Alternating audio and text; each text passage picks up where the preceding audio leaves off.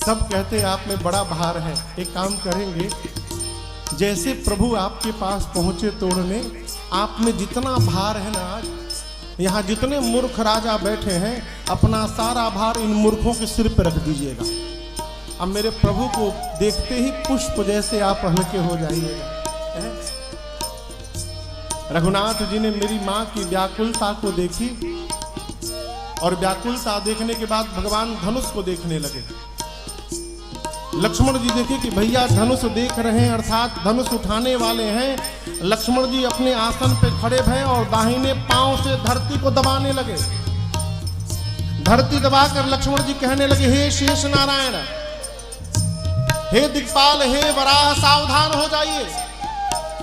भैया धनुष उठाने वाले हैं, धरती को पकड़ लीजिए। कहीं ऐसा ना हो धनुष उठाया जाए और धनुष के साथ साथ धरती ही ऊपर उठ के चली जाए। आप लोग धरती को पकड़ के बैठिए। राम